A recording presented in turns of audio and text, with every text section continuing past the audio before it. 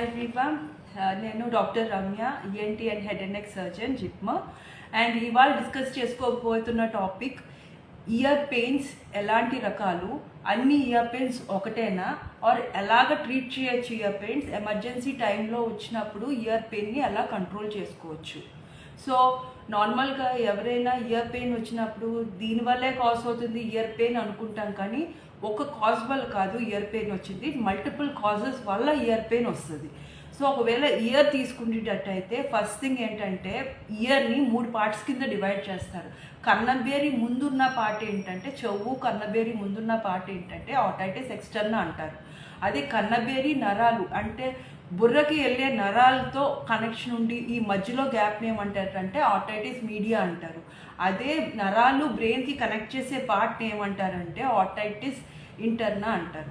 So ఈ 3 పార్ట్లకి ఏ infection వచ్చినా, ఏ problem వచ్చినా అది డిఫరెంట్గా మేనిఫెస్ట్ అవుతుంది. ఒక్క ఇయర్ పెయినే కాదు, వేరే వేరే సిమ్టమ్స్ అంటే వేరే వేరే ప్రాబ్లమ్స్తో కోరిలేట్ అయ్యి వస్తుంది.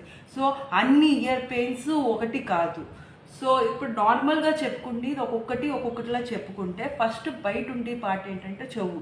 ఈ చెవి నుంచి కన్నబేరి మధ్యలో ఉండేది ఆటైటిస్ ఎక్స్టర్నా అంటే బయట వరకు. ఈ ఆటైటిస్ బయట ఉన్న అంతా ఏవైనా ఇన్ఫెక్షన్ వచ్చినా అంటే లైక్ ఈ చెవికి ఏవైనా ప్రాబ్లం వచ్చినా, కొంతమంది ఏంటంటే స్విమ్మింగ్కి వెళ్తారు. స్విమ్మింగ్కి వెళ్ళినప్పుడు ఆ క్లోరిన్ వాటర్ అయినా ఏవైనా డర్ట్ అయినా చెవులో పట్టేస్తూ ఉంటుంది, దానివల్ల నొప్పి వస్తుంది, అప్పుడు చెవు వాసిపోయి ఉంటుంది. ఇంకోటి తల మీద డాండ్రఫ్ ఉన్నప్పుడైనా, ఫంగల్ ఇన్ఫెక్షన్ ఏమొచ్చినా అది కూడా చెవు వాసిపోయి ఉంటుంది. సో ఈ ఆటైటిస్ ఎక్స్టర్నా అయినా లేకపోతే ఈ స్వెల్లింగ్ ఆఫ్ ద ఇయర్ అయినా ఇవి డిఫరెంట్గా మేనిఫెస్ట్ అవుతాయి. చాలా నొప్పి వస్తుంది, చాలా నైట్ టైం ఎస్పెషలీ నొప్పి వస్తూ ఉంటుంది. ఒక్కొక్కసారి ఏమవుతుందంటే చెవులో పిల్లలు రాళ్ళైనా ఆర్ టాయ్స్ అయినా, అందుకని ఎవరి దగ్గర ఎవరైనా పిల్లలు ఉంటే చిన్న చిన్నవి కొనుక్కోవద్దు, పెద్దవి కొనండి, గిఫ్ట్స్ ఏమైనా టాయ్స్ అయినా, లేకపోతే అన్ని చెవులో పెట్టేసుకుంటారు, ముక్కులో పెట్టేసుకుంటారు. అప్పుడు చెవులో పెట్టుకున్నప్పుడు చెప్పరు, తర్వాత ఆఫ్టర్ 3-4 డేస్ మొత్తం చెవు డ్యామేజ్ అయిపోయిన తర్వాత చెప్తారు. సో అలాంటి కండిషన్ ఉన్నప్పుడు ఎండోస్కోప్ పట్టి అంటే మదర్ ఆర్ ఫాదర్ చూసుకోవాలి, దాన్ని బట్టి ఉంటుంది. ఎందుకు చెవు ఇలా అనుకుంటూ ఉంటాడు, చెవు నొప్పి వస్తుందని చెప్తారు, అప్పుడు తెలుస్తుంది ఏంటి ఈ ప్రాబ్లం అనేది. ఇది ఇంకో కండిషన్ ఏంటంటే షుగర్ ఎక్కువగా ఉన్నవాళ్ళు, షుగర్ కంట్రోల్ చేసుకోలేని వాళ్ళకి ఈ మ్యాలిగ్నెంట్ ఆటైటిస్ ఎక్స్టర్నా అనేది ఉంటుంది అన్నమాట. మ్యాలిగ్నెంట్ ఆటైటిస్ ఎక్స్టర్నా ఏంటంటే ఈ షుగర్ ఎక్కువగా ఇన్ఫెక్షన్ వచ్చి ఈ చెవు మీద మేనిఫెస్ట్ అవుతూ ఉంటుంది. దానివల్ల చెవు వాపు వచ్చి లోపలంతా పస్ డిశ్చార్జు, ఇలాంతా ఈ కన్నం కాస్త కూరికిపోయి కన్నబేరు సమ్టైమ్స్ కూడా కన్నం పడి లోపలికి middle ear are otitis media middle ఇయర్కి లోపలికి వెళ్ళచ్చు. ఆ మిడిల్ ఇయర్ నుంచి కూడా బ్రెయిన్ వెళ్ళచ్చు, ఇన్నర్ ఇయర్ అంటారు, బ్రెయిన్లోకి వెళ్ళచ్చు. సో ఇలాగ లోపలికి వెళ్ళే కోర్సు డయాబెటిక్ పీపుల్లో ఎక్కువగా ఉంటుంది. సో డయాబెటీస్ ఉన్న వాళ్ళు ఎప్పుడైనా స్వెల్లింగ్ వచ్చినా చెవికి కంపల్సరీ డాక్టర్ దగ్గరికి వెళ్ళాలి. ఎందుకంటే అది సమ్టైమ్స్ సీరియస్ కండిషన్ అవుతుంది and it can also cause ఏంటంటే ప్యాల్సీ, నరాలు పడిపోవడం, మొహం ఒకవైపు మూవ్ చేయలేకపోవడం, కళ్ళు కనిపించకపోవడం, కళ్ళు లిడ్ బాసిపోవడం, ఇంకోటి వెనుకటి టోటల్గా పోవడం, ఈవెన్ స్మెల్ కూడా పోవచ్చు, ఇంకా కళ్ళు చూపు టోటల్గా పోవచ్చు. సో షుగర్ ఉన్న వాళ్ళు ఈ యొక్క ఆటైటిస్ ఎక్స్టర్నా అనే ప్రాబ్లం ఉన్నప్పుడు కంపల్సరీ మీరు డాక్టర్ దగ్గరికి వెళ్ళాలి. అంటే ఇనీషియల్ స్టేజెస్లోనే డాక్టర్ దగ్గరికి వెళ్తే అది it will be useful for you. ఇంకోటి ఏంటంటే ఫ్లైట్కి వెళ్తాము, ఎప్పుడైనా ఫ్లైట్ జర్నీ చేసినా లేకపోతే సీ డైవింగ్ చేసినా సడన్గా పైకి వెళ్తున్నప్పుడు నొప్పి వస్తుంది, చెవు బ్లాకేజ్ సెన్సేషన్ వస్తుంది. ఇది ఎందుకు వస్తుంది అంటే చెవు ఓపెన్గా, కన్నబేరికి ఓపెన్గా ఉంటుంది కాబట్టి అట్మాస్ఫియరిక్ ప్రెషర్ అనేది మెయింటైన్ అవుతుంది. ఈ ముక్కు నుంచి చెవుకు కూడా ఒక కనెక్షన్ ఉంటుంది, అదేంటంటే యూస్టేషన్ ట్యూబ్ అంటారు. ఈ ముక్కు నుంచి చెవుకున్న కనెక్షను, బయట ఈ కన్నబేరికి ఉన్న కనెక్షను రెండు అట్మాస్ఫియరిక్ ప్రెషర్లో మెయింటైన్ అవ్వాలి.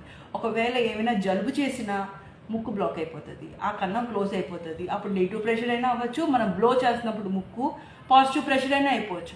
అప్పుడు ఏంటంటే సివియర్ పెయిన్ వస్తుంది. అందుకని జలుబు చేసే వాళ్ళు ఎప్పుడైనా ఫ్లైట్కి వెళ్ళినప్పుడు గ్యారంటీ చెవు నొప్పితో చాలా బాధపడతారు. అప్పుడు వాళ్ళు ఏంటంటే యాంటీబయాటిక్స్ అయినా ట్రీట్మెంట్ వేసుకొని బబుల్ గమ్ నవ్వులుతూ ఉండండి. ఎందుకు బబుల్ గమ్ ఇస్తాము అంటే నవ్వులుతూ ఉన్నప్పుడు ముక్కున్న యూజ్ చేసిన ట్యూబ్, ఆ ట్యూబ్ ఉన్నది ఓపెన్ అవుతూ ఉంటుంది అనమాట. అప్పుడు అట్మాస్ఫియరిక్ ప్రెషర్ మెయింటైన్ అవుతుంది కాబట్టి బబుల్ గమ్ నవ్వమని చెప్తాం అనమాట, ఒకవేళ ఫ్లైట్ జర్నీలో జలుబులో ఉన్నప్పుడు. ఇంకోటి ఏంటంటే ఇయర్ వ్యాక్స్. అందరికీ ఇయర్ వ్యాక్స్ రాదు యాక్చువల్లీ, కొంతమందికి ఇయర్ వ్యాక్స్ వస్తుంది. ఎందుకు అలా అంటే కొంతమంది జెనెటిక్గా ప్రీడిస్పోజ్ అయిపోయి ఉంటారు, ఎక్కువ వ్యాక్స్ వచ్చేస్తూ ఉంటుంది. కొంతమంది ఇయర్ ప్లగ్స్ అయినా ఇయర్ ఫోన్స్ అయినా ఎక్కువ పెట్టుకుంటున్నప్పుడు వాళ్ళకి బయటికి వ్యాక్స్ రాదు, లోపలికి దూర్చేస్తూ ఉంటారు. ఇంకోటి కాటన్ బడ్స్ అనేవే లేవు. ఏవైనా కాటన్ బడ్స్ అని బయట ఇయర్ బడ్స్ అని ఎవరు ప్రమోట్ చేయకూడదు. Actually there is nothing called ear buds. ఈ కాటన్ బడ్స్ కాస్మెటిక్స్కి, వూండ్ డ్రెస్సింగ్కి వీటికి యూజ్ చేస్తారు, కానీ ఇయర్కి క్లీనింగ్కి కాటన్ బడ్స్ అనేవి యూజ్ చేయాలి. అబౌట్ 50% మంది సర్జరీస్కి వెళ్తారు కాటన్ బడ్స్ ఉట్టి వాడి చెవు క్లీన్ చేస్తారు. So don't clean. ఆటోమేటిక్గా చెవికి ఒక మెకానిజం ఉంటుంది చెవు క్లీన్ చేసుకోవడానికి, ఇంటీరియర్ మెకానిజం ఉంటుంది. సో ఆ మెకానిజం ద్వారా ఆటోమేటిక్గా చెవు క్లీన్ అయిపోతూ ఉంటుంది. That is God given mechanism, మనం ఏమి ఆర్టిఫిషియల్గా చేయక్కర్లేదు. కానీ సమ్టైమ్స్ ఏమవుతుంది, ఇయర్ ప్లగ్స్ అయినా లేకపోతే సెక్రీషన్స్ ఎక్కువ ఉండి ఆర్ బ్లాకేజ్ సెన్సేషన్ ఉంటే or plugs or earphones ఎక్కువ పెట్టుకున్న వాళ్ళు, చెవుని ఇలా అనుకునే వాళ్ళు ఆటోమేటిక్గా ఇయర్ బ్యాగ్స్ లోపలికి వెళ్ళిపోయి అది బ్లాకేజ్ చేస్తుంది. అప్పుడు డాక్టర్ దగ్గరికి వెళ్తే అది ఎంతవరకు క్లీన్ చేస్తారు, అసలు క్లీనింగ్ అవసరమా, లేకపోతే ఒకటి డ్రాప్స్ ఒక్కటే సరిపోతుందా, ఇవన్నీ డాక్టర్ గారు చెప్తారు. ఇంకోటి ఏంటంటే సమ్టైమ్స్ ఏమవుతుందంటే తెలియకుండా చాలామందికి కన్నం పడిపోతూ ఉంటుంది. నాకు సడన్గా వెనుకటి తగ్గిపోయిందండి. రీసెంట్గా వచ్చారు ఓపీకి ఒకళ్ళు, ఆయన నాకు సడన్గా బ్లీడింగ్ స్టార్ట్ అయింది, సడన్గా వెనుకటి తగ్గిపోయింది. ఈ సడన్గా వెనుకటి తగ్గిపోవడానికి కారణం మోస్ట్ కామన్ కాజ్ ఏంటంటే కన్నబేరికి కన్నం ఉండడం వల్ల. సో సడన్గా వెనుకటి తగ్గిపోయిందంటే కన్నబేరికి ఏదో అయ్యింది అని ఇండికేషన్. ఆర్ ఎందుకంటే మిగతా పార్ట్స్ అంత ఈజీగా ఏమీ ఇన్ఫ్లుయెన్స్ అవ్వవు, కన్నబేరు అయితే ఈజీగా పగిలిపోయే ఛాన్స్ ఉంటుంది.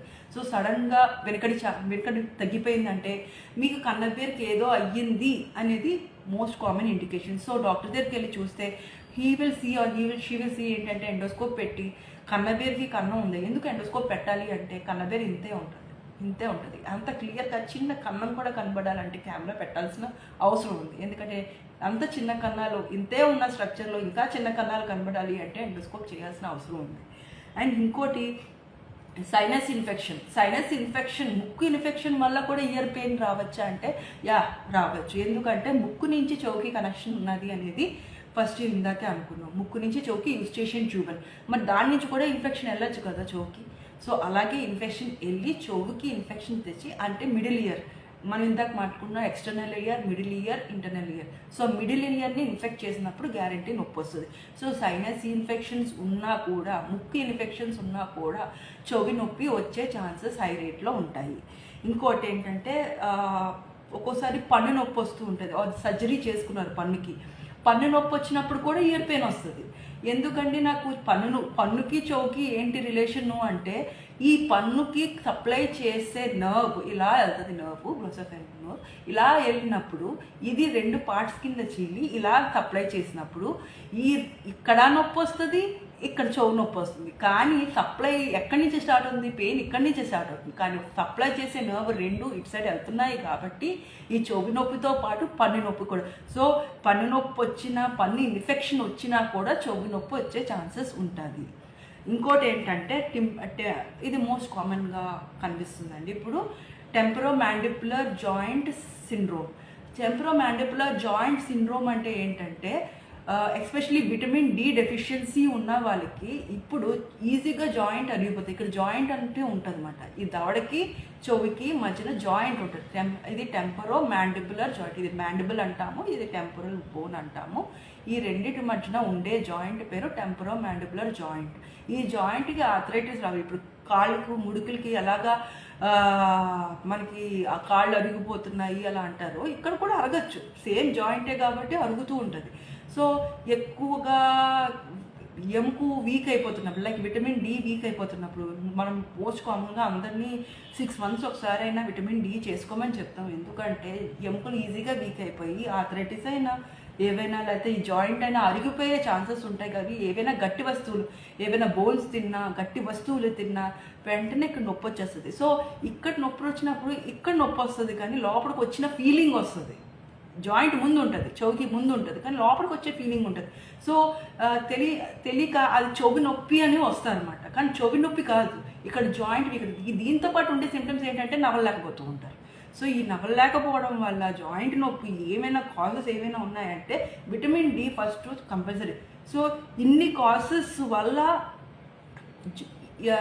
ఈ యొక్క నొప్పి వస్తుంది అంటే ఇంకోటి థ్రోట్ పెయిన్ కూడా. థ్రోట్ పెయిన్ వల్ల కూడా ఇయర్ పెయిన్ రావచ్చు. సోర్ థ్రోట్, మామూలు కోల్డ్, ఈ సోర్ థ్రోట్ వల్ల ఇయర్ పెయిన్ ఎందుకు రావచ్చు అండి అంటే గొంతుకి ముక్కుకి కనెక్షన్ ఉంటుంది వెనకాల. సో కింద నుంచి లోపలికి నుంచి కనెక్షన్ ఉన్నప్పుడు ఈ చెవుకి మళ్ళీ ముక్కుకి కనెక్షన్ ఉన్నదని చెప్పానా, ఆ పాత్లో కూడా ఇన్ఫెక్షన్ వెళ్ళచ్చు. సో ముక్కు ఇన్ఫెక్షన్ ఉన్నా పాత్ నుంచి ఇయర్ ఇన్ఫెక్షన్ వెళ్ళచ్చు, గొంతు నుంచి ముక్కుకి వెళ్ళచ్చు, ముక్కు నుంచి చెవుకి వెళ్ళచ్చు.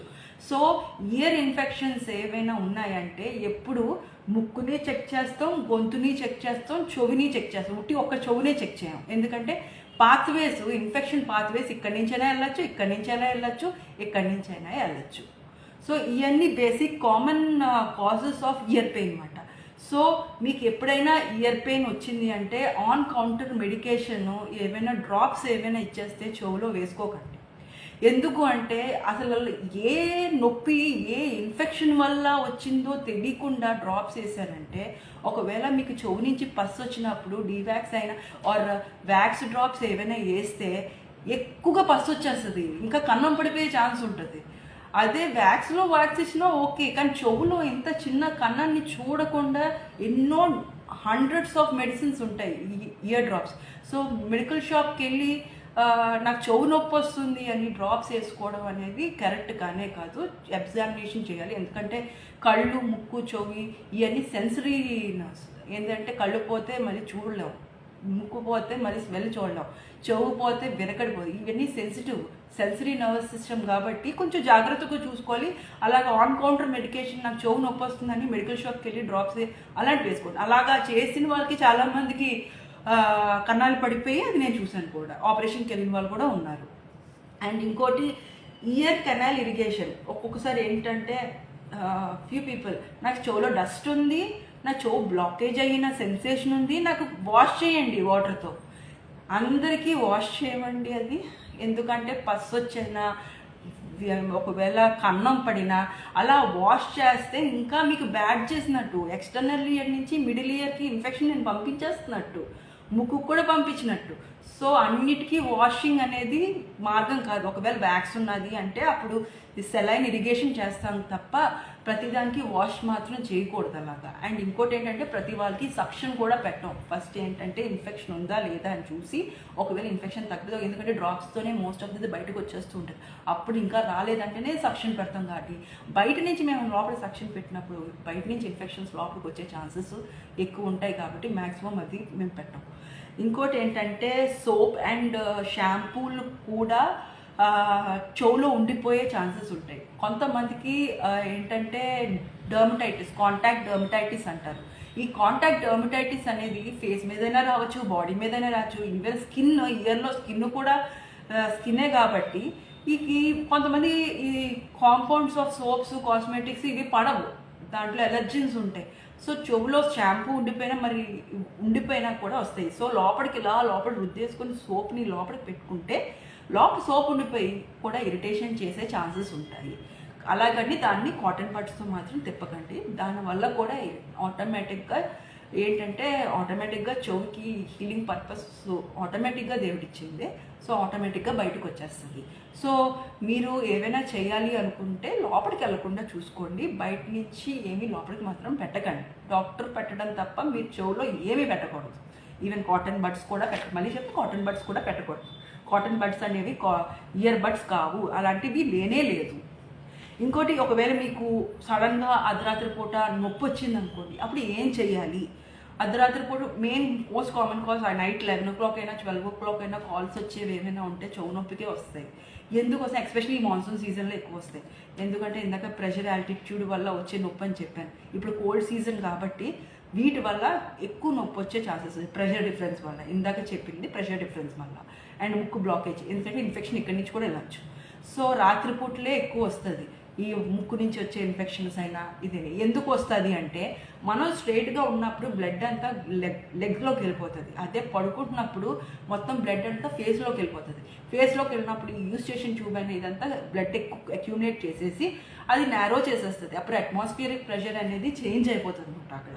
సో దానివల్ల నొప్పి వచ్చే ఛాన్సెస్. సో వెంటనే నించోమని చెప్పాలి, లేచి నించోండి అని చెప్పాలి. సో దట్ మొత్తం బ్లడ్ అంతా మళ్ళీ లెగ్స్లోకి వెళ్ళిపోతుంది. అప్పుడు స్పేస్ ఓపెన్ అయ్యే ఛాన్సెస్, యూస్టేషన్ ట్యూబ్ ఓపెన్ అయ్యే ఛాన్సెస్ ఉంటాయి. ఇంకోటి ఏంటంటే ఏమైనా క్లాత్, కోల్డ్ క్లాత్ ఏమో చెవుమే పెట్టండి, లోపల పెట్టకండి. వాటర్ లోపలికి వెళ్ళకుండా జస్ట్ కోల్డ్ క్లాత్ ఇలా పెడితే ఏమైనా బ్లడ్ ఏమైనా ఉన్నది అంటే ఆ వన్ ఆఫ్ ద ఫ్యాక్టర్స్ ఏంటంటే ఆర్టరీస్ అయినా వెయిన్స్ అయినా ఏమైనా కోల్డ్ ఐటమ్ ఏమైనా పెడితే అది క్లోజ్ అయిపోతుంది, నేరో అయిపోతుంది ఆర్టరీ. సో బ్లడ్ సప్లై అక్కడ తగ్గుతుంది. సో అందుకని కోల్డ్ వన్, హాట్ వన్ పెట్టకండి. నొప్పి వచ్చేస్తుందని వేడి పెడితే మళ్ళీ బ్లడ్ సప్లై ఎక్కువ అవుతుంది అక్కడ. సో కోల్డ్ పెట్టి క్లాత్ని ఇలా పెడితే అప్పుడు మీకు నొప్పి ఈజీగా తగ్గుతుంది. అట్లీస్ట్ ఒక 5 to 10 minutes అయినా వెయిట్ చేయాలి. అండ్ ఇంకోటి ఏమైనా పెయిన్ కిల్లర్స్ అయినా అవి యూజ్ చేయొచ్చు. హై పెయిన్ కిల్లర్స్ కాకుండా మినిమం పెయిన్ కిల్లర్స్ ఏమైనా వాడితే దానివల్ల కూడా pain reliefs. And ear drops కూడా వితౌట్ సీయింగ్, ఏమీ చూడకుండా మాత్రం ఇయర్ డ్రాప్స్ వేయించకండి. ఎందుకంటే ఏమైనా ఏమైనా వస్తే బ్యాగ్స్కి వేసే ఇయర్ డ్రాప్స్ వేస్తే కన్నం పడిపోయే ఛాన్స్ ఉంటుంది. దానివల్ల ఇంకా బ్యాడ్ అవుతుంది కాబట్టి మంచిదేమీ అవ్వదు. సో ఇలాంటివి. ఇంకోటి చూయింగ్ గమ్ ఇందాక చెప్పింది, యాటిట్యూడ్స్ వల్ల ఏమైనా ఫ్లైట్ ఎక్కినప్పుడు చెవు పట్టేసినట్టు ఉంటుంది. అలాగ నొప్పి వాళ్ళు ఏంటంటే చూయింగ్ గమ్ నవ్వులుతూ ఉంటే అప్పుడు ఈ యూస్టేషన్ ట్యూబ్ అనేది ఓపెన్ అయ్యే ఛాన్సెస్ ఉండి వాళ్ళకి నొప్పి. సో ఇది మిడ్ నైట్ మీరు ఒకవేళ నొప్పి వస్తే గ్యారంటీ చేయాల్సిన. పిల్లలకి ఏంటంటే చూయింగ్ గమ్ ఇవ్వకపోవడమే బెటర్, ఎందుకంటే అనవసరంగా యాస్పిరేట్ చేసేస్తారు. సో వాళ్ళని ఏమైనా నవ్వులుతూ ఉండే ఫుడ్ ఇస్తూ ఉంటే వాళ్ళకి కొంచెం యూస్టేషన్ ట్యూబ్ ఓపెన్ అయ్యే ఛాన్సెస్ ఉంటుంది. సో ఇది ఫ్యూ కండిషన్స్ వేర్ మీరు హోమ్ కేర్ ఏమైనా చేయాలనుకుంటే ఇవి చేయొచ్చు. సో అవాయిడ్, ఇంకొంచెం క్యూర్ కాకుండా ప్రికాషనరీ మెథడ్స్ ఏమైనా ఉన్నాయి అంటే ఫస్ట్ స్మోకింగ్ చేసే వాళ్ళ దగ్గర ఉండకండి. అంటే పిల్లలు, ఎస్పెషలీ పిల్లలు, ఎందుకంటే ప్రాబ్లమ్స్ హై ఛాన్సెస్లోనే ఉంటాయి అన్నమాట పిల్లలకి. ఎందుకంటే ఆస్మాటిక్స్ చిన్నప్పటి నుంచే స్టార్ట్ అవుతాయి వాళ్ళకి, అలర్జీస్ అవన్నీ. సో స్మోకింగ్ సో ఇంకా ఏమైనా ప్రాబ్లమ్స్ ఏమైనా ఉన్నాయంటే ఆబ్జెక్ట్స్